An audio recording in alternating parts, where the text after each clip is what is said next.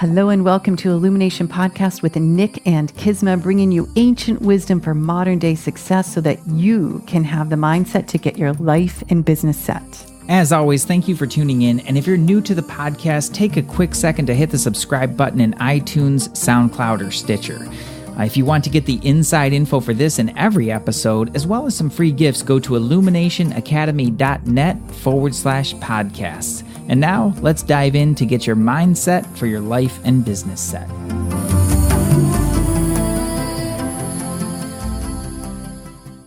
Well, hello and welcome to Illumination Podcast with Nick and Kisma. I'm Kisma, and today's episode is once again very special because we've got an amazing guest on. As our listeners know, we don't always have a guest, and when we do, it's going to be quite amazing. So before we bring her on, Nick, I want to check in with you. How are you doing?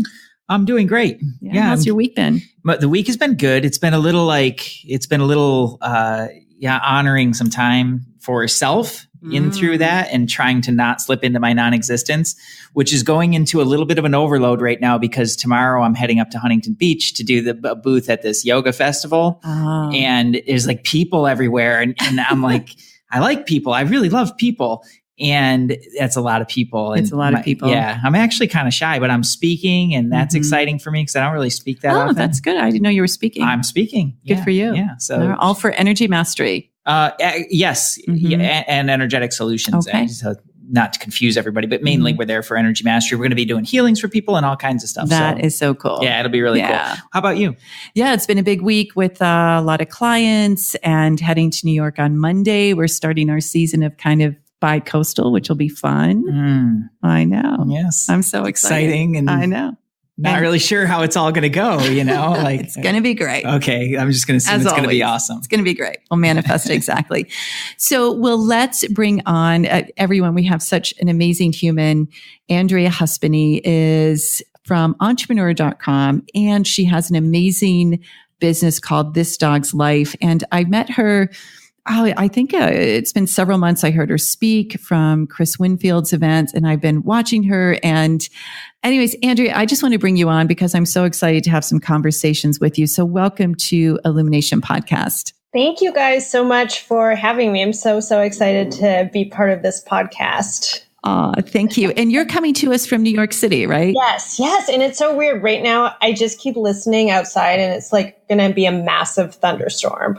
Oh, wow. Yeah. I just keep listening to it and I'm like waiting for the big clap. I'm a little bit. It'll come at the right moment. But yes, I am from New York and we definitely need the rain because it's been so hot here. Yeah, for sure. And so you've been in New York City and with entrepreneur.com for how long? So I've been in New York City for about 7 years. My undergrad is in marketing and I worked, this will have some relevance to the entrepreneur part, but I had, undergrad was in marketing and I did marketing for a while at Haagen-Dazs and I always wanted to go into PR. And so to make that switch, I thought I had to go to grad school, which, hindsight probably did not. So I went to grad school at NYU. And then pretty much right out of grad school, I started working at Entrepreneur. It's been actually, it sounds so cheesy, but Entrepreneur was like one of my I always have wanted to work there because I love entrepreneurs. I'm obsessed with entrepreneurs and startups. Literally obsessed. I get so excited talking to people that are just trying to do something on their own and not really following the rules. It's been a great fit for me. Well, entrepreneurs are lucky to have someone like you that can see that in them, right? Because I think for those listening, we have a lot of entrepreneurs that are in our listener base, and we know what it's like when you tell your family, it's like, I'm going to quit my job and I'm going to start doing this thing. And everyone just is like, what's going on? What are you doing? Stop. But it's such a heartfelt notion in essence. It's just impossible for people to not do that when they have that DNA in them. No, and I agree. And I think people do it out of protection, because I catch myself doing that sometimes too, where people are like, oh, I want to start this and this. And I've heard these mistakes that are made, or, these companies or whatever that have gone under. And so you start trying to be like, are you sure? Poke holes. And then it's like, okay to be able to do that. But I think it's more important to be supportive of people that are doing that. Yeah. And I do think that to be an entrepreneur, there is something special in your DNA. At entrepreneur.com, the topic always comes up often, can you teach someone to be an entrepreneur? There's classes and there's schools, and I don't know if you necessarily can. I think you could teach entrepreneurship in the respect of how to do a business plan and how to do your marketing strategy and how to do, productivity, or not productivity, but your supply chain and all that stuff. But to be an entrepreneur, I just feel like it has to be in your DNA, or, a little bit more in your soul. Mm-hmm. Yeah. That brings up one of the questions I wanted to ask is, do they have trouble with staffing at Entrepreneur? Because they always say never hire an entrepreneur for your company, but to have people in the company that actually understand entrepreneurship, is there any kind of a conflict there, or how does that go? I'm actually very fortunate to be a part of Entrepreneur. In the sense, I do have my site, This Dog's Life, and about, I want to say 2 years ago, I came to them and I was like, I'm going to quit my job. And I told them that. And they convinced me to stay, and they were very, very supportive of it. I think it's a fear that a lot of people that have side hustles face, in the sense that they're so scared to tell their job that they have the side hustle. They're scared that people will think it interferes with their 9-to-5 job or whatnot. But Entrepreneur was very supportive of it, and I'm very appreciative of it. And to your point, Nick, I wonder if they do think not to hire entrepreneurs, but I've definitely heard that. People have told me that never hire an entrepreneur, but not entrepreneur.com specifically. Yeah, you're kind of always itching. And I think I was just thinking about our company. We do have some people. Sorry, my dog is appropriate. That's so awesome. I love stuff. We do have some people that do have some side things going on, and they're very transparent about it. The media world in general there's not, you don't stay at a company forever. 5 years for me is a lot. It tends to be 2 years. So I think that realization of people maybe coming and leaving is, kind of, it will happen regardless. But that said, Entrepreneur, we've kept a lot of people at the company. And for me, I think it's kind of an asset that I have that entrepreneurial mindset, because, on my side business, you have to be scrappy and you have to think about all sorts of different things and all sorts of different solutions. And so you can kind of bring that mindset to a corporate world where, people are concerned about budgets or costs, or, not thinking about the scrappiness that, you can get a lot achieved with not having a huge budget. So I do think it kind of also benefits to hire an entrepreneur. I love that. And what I'm beginning to see, especially at a place like Entrepreneur, that when people do have their side business, their side hustle, it gives, it fuels their life. And so when they're in the job, they just have a better energy. They're just happier. No, I definitely, and that serves everybody. No, I definitely agree with you. I think, some of the people, at work have asked about that, have asked about the work-life balance. And one of the things that I think is sometimes any job you have can be frustrating because you're not in control with every decision. You don't agree with every decision, or you just kind of have a stressful day.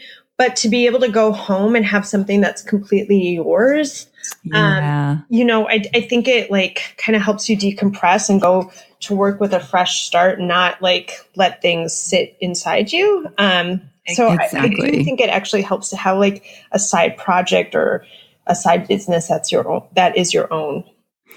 So we're going to get to your side business, your love, in a second. I did want to talk about some of your stories and your focus at Entrepreneur. I know that you've got a series around women entrepreneurs. Could you speak a little bit about that? Sure. That's one of the things that I'm so proud of with Entrepreneur in the last year, in particular is that we launched Women Entrepreneur, and it's kind of like a sub site within entrepreneur.com. So it has a little bit different feel, but it lives under the entrepreneur umbrella. But basically, Women Entrepreneur is obviously to support women entrepreneurs and founders and leaders through all walks of life and through whatever stage they're at. But we wanted to do it not just through content. So Women Entrepreneur is different than like Entrepreneur or even other women's sites that we have seen in terms of like, it's divided into 4 pillars. So there is content, and the content really focuses specifically on women and how to kind of like overcome some of the obstacles that we face in life and in business, and provide actionable advice. But then we also have, where we have like big name people talk about their worst moment and how they overcame it. Because I feel like everything gets so glossed over, where it's like, you can find success. Totally. I found success after, 2 days, and I'm $1 billion company. And we didn't want to do that. So we wanted to talk about, when people that we may define as successful or view as successful, that they also went through everything that our audience is going through. So I really like that content component. And then we are doing a mentor session that I'm part of, where we bring on mentors and people can like book sessions with us for 30 minutes. Oh, cool. Yeah, it's really cool. So for 30 minutes to an hour, and, ask all sorts of questions. And so my area of expertise is like how to pitch publications, how to perfect the perfect, email to, build up those relationships with reporters, how to write articles and that like will resonate with readers. So that's my area of expertise. But then we also have, someone that's good at funding. We have another person that, she owns her own branding agency and she's worked with Fortune 500 companies, and she's giving her time. And then we're going to roll out like the second wave, and I'm really excited about that. And we have like lawyers and, Wow. Yeah. Wow. So it's like all these women, I mean, there are some men too. We're not opposed to having men for the mentors, but all these women and men that are, wanting to help other people has been really, really exciting. So we have the mentor session, and then we have some offline events that we'll be rolling out, and we have courses that we want to do for women. So it's more of it's more of a platform, and it's more of like this idea of building a community and a network, and having a resource and a place for a woman to go to kind of get, for all her needs and to get all her questions answered. Yeah. Well, I was looking at the recent video of Lauren, and Dylan's candy bar. Oh my gosh. Because I think when she just opened, I took my daughter years and years ago, and we were just going crazy over it. So we would have been like really young then. And it's such a fun place. And it seems like she just has that energy, fun, passionate, yet so focused and so successful. Yeah. And that was a really fun video to watch. Yeah, that's like actually, it's interesting because that's one of my favorite series. The series is called A Day in the Life, and it's where we follow or women entrepreneurs and founders share what a day in their life is. And it's interesting because we're trying to do it like a vlog, like vloggers do daily vlogs. And so we're, it's a little bit more raw. Not, there's like, it's not like super polished. It's like them actually showing the day in the life, but it happens to be probably my favorite series we do because we can follow and be like, this is actually what goes on in someone's day. It's not, all sexy and like, big time events and getting awards. It's like really grinding it out. And to have someone like her, and she's Ralph Lauren's daughter, show what it is actually like to run her company is pretty amazing. We also had Brooklyn Decker, and we've had a couple other great people on it. So that's been a very fun series for me. Where did your passion start for entrepreneurship? Is that something that was always been with you since childhood, or was it more? I think it has always been with me. I mean, I remember like my first thing I wanted to do when I was like in first grade was write a book about dreams. And I didn't know about copyright at that time. And so I would like start copying like verbatim people's, words and pictures from other books to think that I could make my own book with it.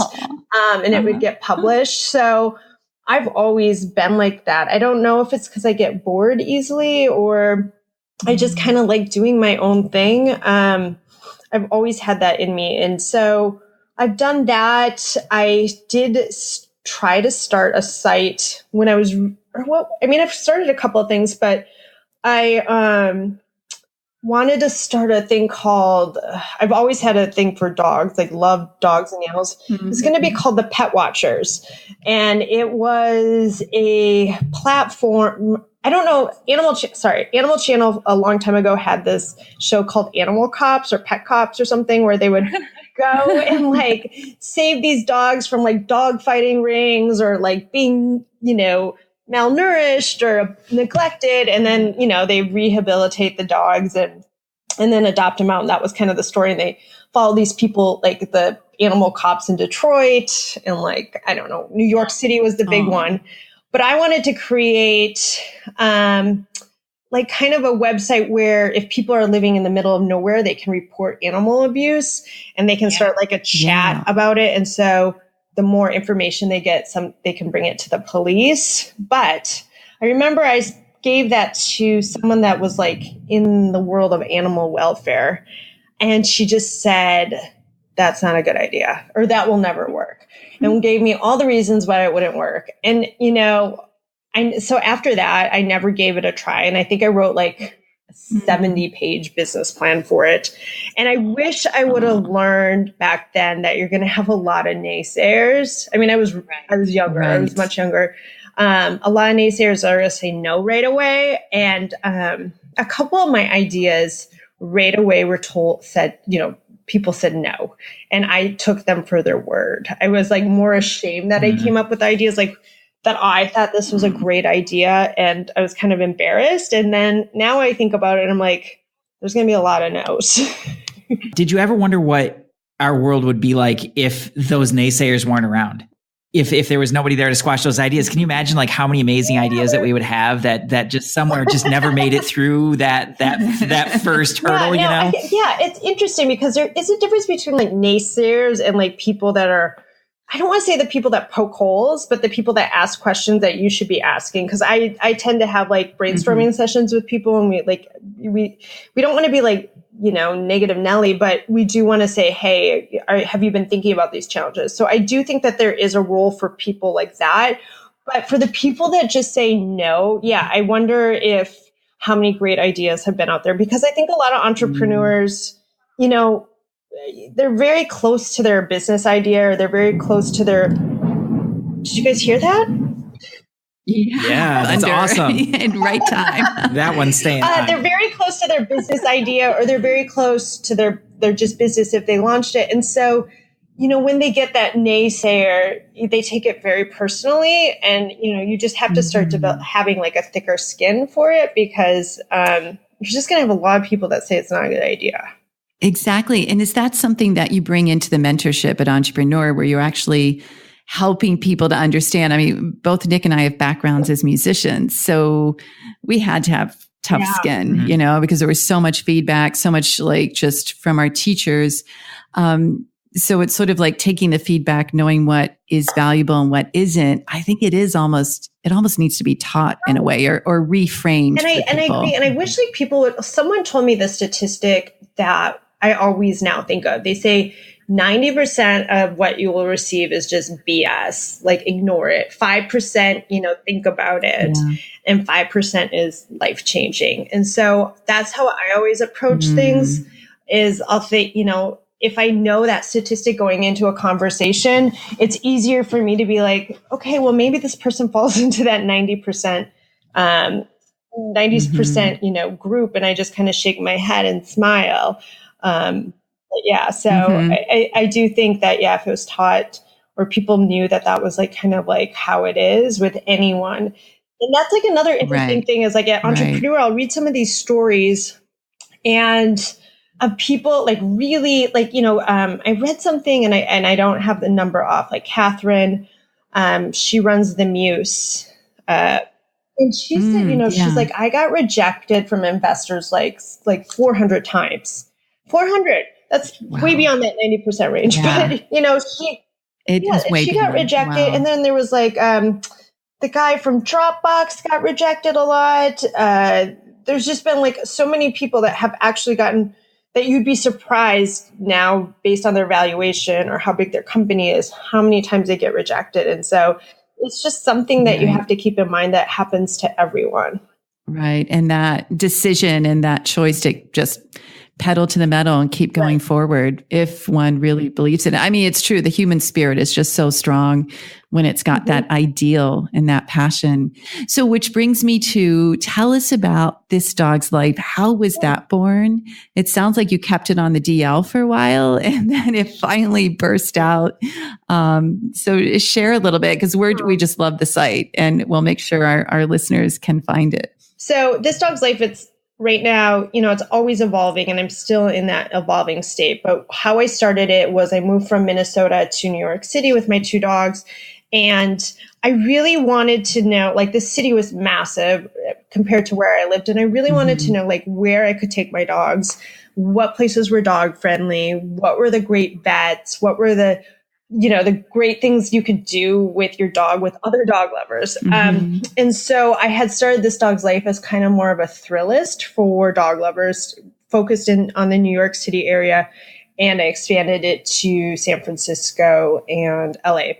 Just like this like little city guide for dog lovers. And then, a lot of the audience I had noticed was more of like, they were all over the country. And so it has evolved to being like a little bit more general advice, like general dog news that's happening in the world. If it's like the recalls, which a big thing has, or like, just controversial topics, like a big thing has been this like grain-free diet, changed by the FDA or warning by the FDA to, our ratings of like the best dog beds to advice about like training your dog. So it's kind of more evolved to that. And then, I just decided after making a couple of mistakes that we can definitely talk about, but I decided that the way is not to always just go content. And so I developed a product called Bye Bye Dog Breath to bring in the e-commerce component. I've always wanted to have a content plus commerce store. I just rolled out e-commerce sooner than I had anticipated. So the Bye Bye Dog Breath is a product that you can use with your dog, and it's like dog dental sticks along with powder that you can put on your dog's food to help with dog breath. And it doesn't just like help with dog breath in terms of like giving your dog kisses. It helps like actually like dog breath is dog breath is like a huge sign of dental disease, which is the number one issue in dogs. And I don't think enough people know that your dog should really have a clean mouth, and people brush their dog's teeth, but not everyone, not every dog loves it.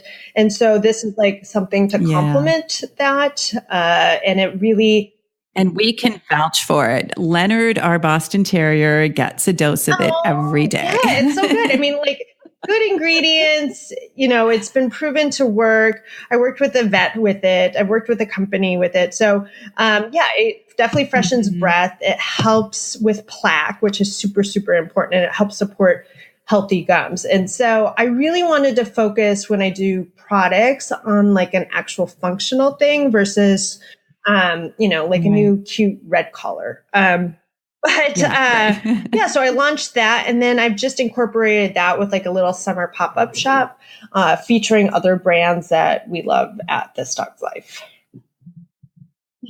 Well, tell us, there's this other thing on there called the Whoopee Selfie Helper. I know. It's so cute. It's so funny. Actually, I used it. I did an ad with it with one of my dogs, Lola, and she, I have a husky mix and a pit bull mix. Yeah. And she was in it, and it actually worked really well because she absolutely hates pictures of her. Like, she's just like, every time we bring out the camera, she just will look away. She just does not like pictures. And you just put this little woofy thing on your phone, and then you attach a treat to it and you get the dogs. I know. What? It's the best. I know. It's the best. You get your little dog to like focus and it really works. So I tried to do it in the selfie mode. It didn't work as well. But if you do it where you're snapping the picture with a shyer dog, it works very well. Well, Leonard's not even that shy, but when he's around the camera though, he'll kind of like avoid it. It's like he knows. I don't understand why that happens. Like, I don't know if it's like initially when we did cameras, if it's the clicking or the flash, and now they associate the pictures with that or the phone with that. But yeah, she just does not like she doesn't like run, but she's just an awful picture taker, photo taker. What is your vision for this dog's life moving forward? Like, you've got some great blogs on there. Some of them are really like tug at the heart. And I can really feel like the whole mission and purpose, but where do you see this going? Where do you want it to go? And Andrea? I think like that's what I was saying. Like, I'm always experimenting with this dog's life. And it's like, I'm still trying to find the brand, and I think like, that's okay. Like, I'm still experimenting with it a ton, but I won't always want to focus on helping dogs live a happier and healthier life. But, in what direction I take that, I'm not sure. Do I just focus on all health products? I love the dental products. I love the CBD oil. We have that on the site too. And I give my older dog that, and I really see an improvement there. And then have all stories more catered towards that area. Or, is it like having your dog live a happier and healthier and like fun life next to you, and have it be, more of the Whoopee kind of product. So that was like one reason I did the summer pop-up, is to kind of figure out what resonates with my audience. What do people want to see? And that's like where I am right now, is kind of still figuring that out. Dogs are so important to me. And I think that they're also just becoming more important to people. People have seen, there's been like an increase in the number of dog owners in the past couple of years. The millennials just outpaced, I believe, the baby boomers in terms of dog owners. Yeah. And I'm thinking it's because the millennial generation is holding off a little bit longer on having kids and getting married. And so they start out having a dog first. And so, just kind of, trying to see what resonates with my audience, is where I'm at right now, which is super exciting.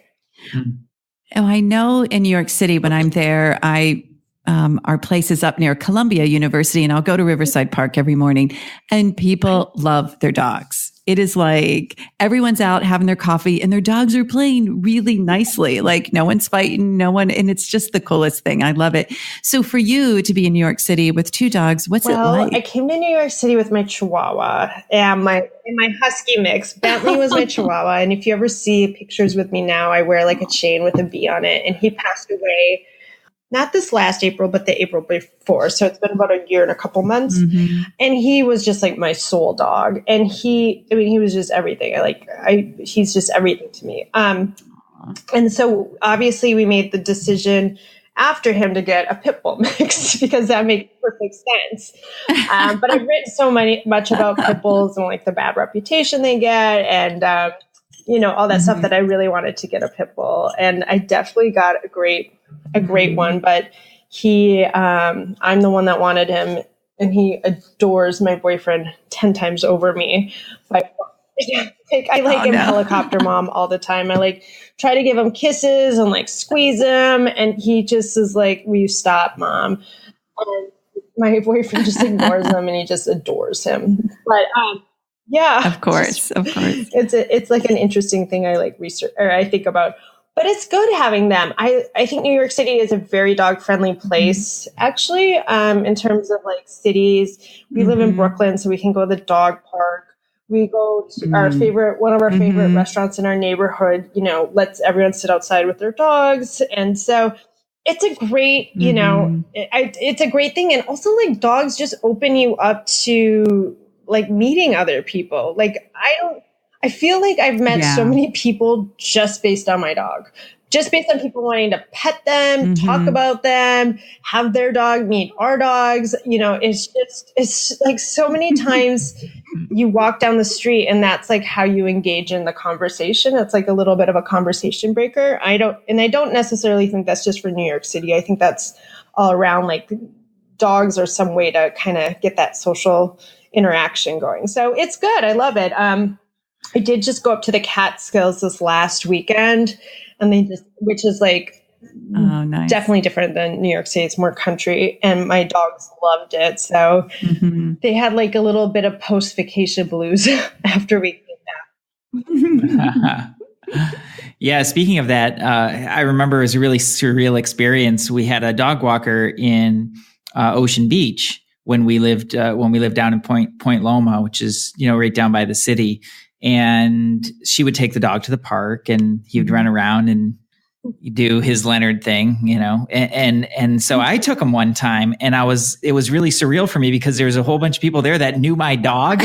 And I'm like, who are you people? Like, I don't know any of you. Like, my dog has his whole life outside of me now, and I didn't even know anything about it. That's so great. I love that. I remember that. And then we went to the park once. There was a Boston Terrier meetup. That was hilarious. Oh, that was the best. Yeah, it was the absolute best. I mean, we just, it's so good. And I think too, like when you mentioned the millennials and meeting people through dogs, when we have our animals, we've got to get our head out of our phone. It's like our dogs are not texting each other and we're not texting our dogs.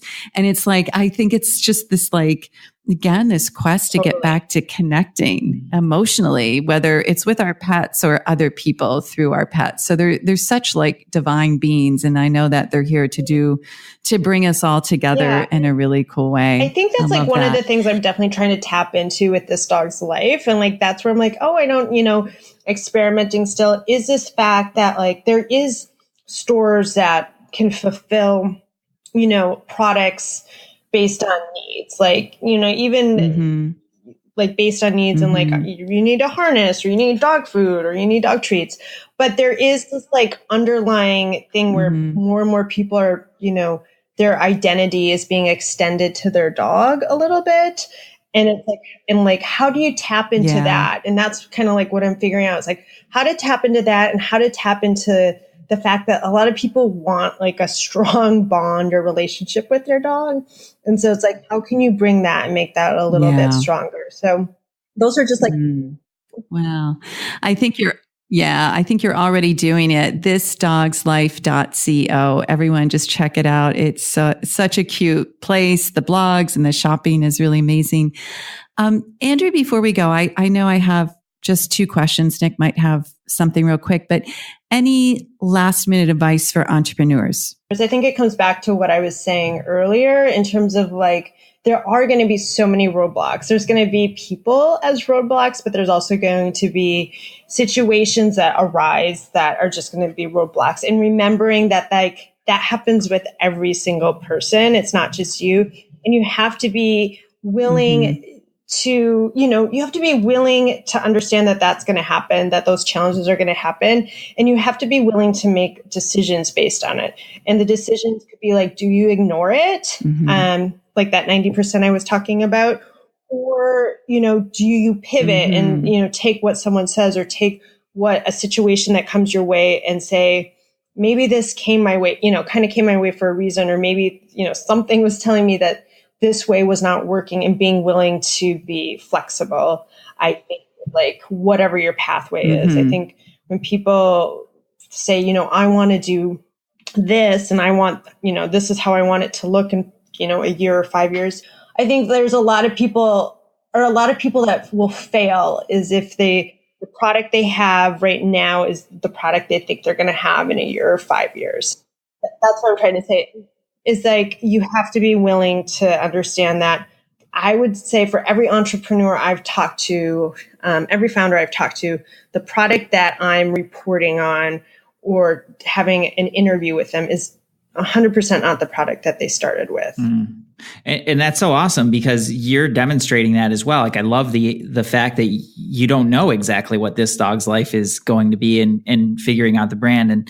And to me, that's what separates an entrepreneur from the rest, is that most people would not even start it if they didn't know And the entrepreneur is like, okay, well, let's start here, and something's going to happen, and let's see where it goes from there. And certainly, you spoke to that so beautifully about all the little tacks and weaves that you need to make in order to find your way through that. And it's really beautiful. Yeah. So I'm so excited to see what happens with this dog's life. I love it already, and I just can't wait to see what happens.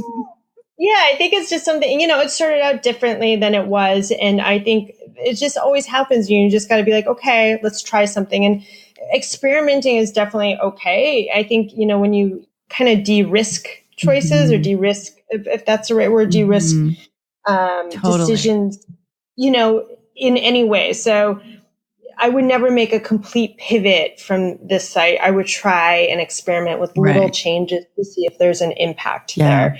And I think that's something that people can do without being like scared that, they're going to have to invest a ton more money in a different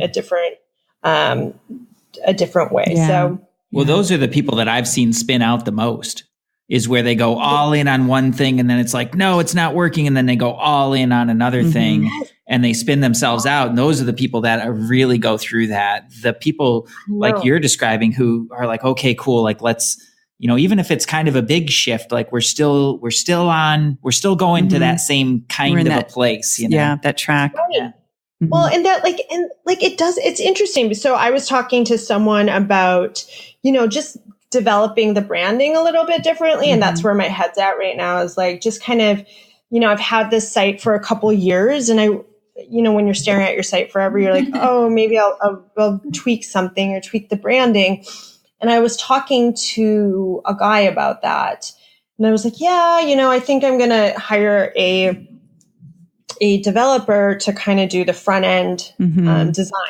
And, they'll provide mock-ups and, whatever, and I'll choose. And he was saying, even though that's like an expense for me, having someone go down that route, having the expense. And he's like, why don't you, because I have two different ideas that are a little bit different from each other on the direction of the look I want it to go. And he's like, why don't you instead just do a landing page, two different landing pages. So good. And have like people sign up for the newsletter and drive Facebook ads to them. Spend like $30. Yeah.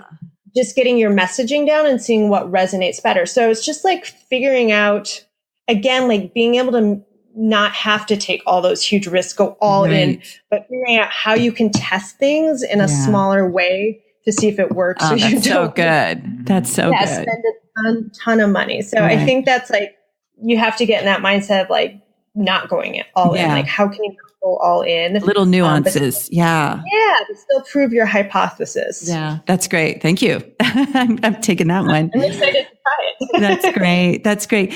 I ask a question to all our guests, and that is there anything that you want to do in life that you've not yet told anybody, or maybe just told one person and you're willing to share it here? I went to the Catskills this past weekend, and I think it's hard to have a 9-to-5 job and do like a side hustle, in the respect that like, I don't have that much free time to really enjoy vacations or really enjoy travel. And so like, I definitely want to do that more.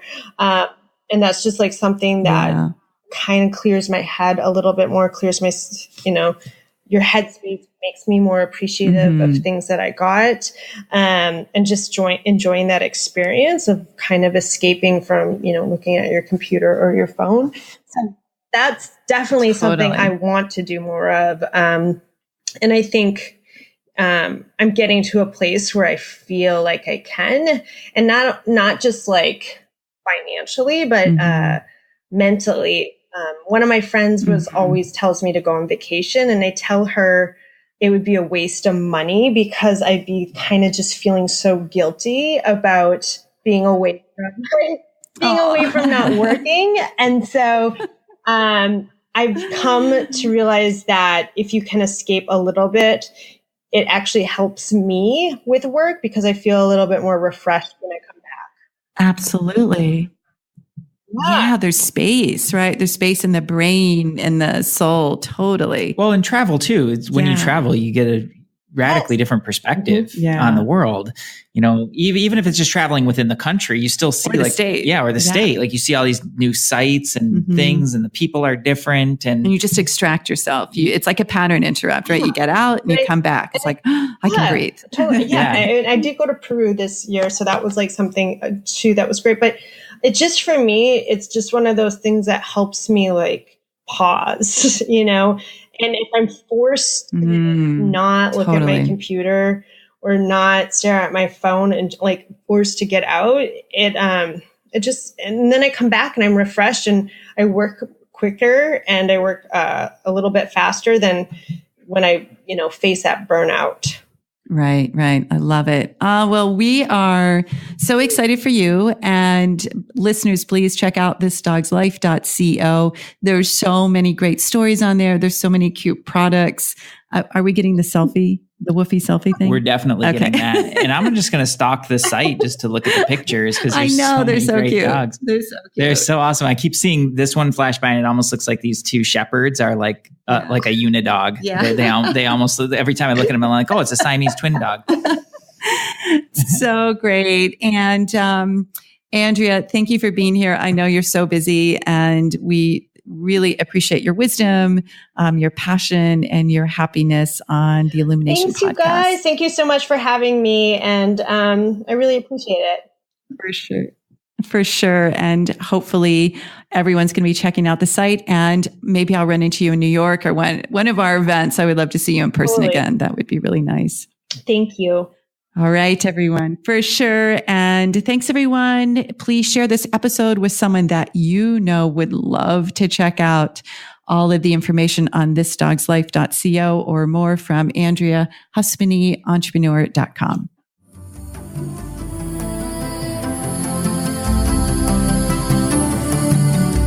Hey, thanks for jamming with us today. And if you enjoy Illumination Podcast, please go ahead and share it with someone you love.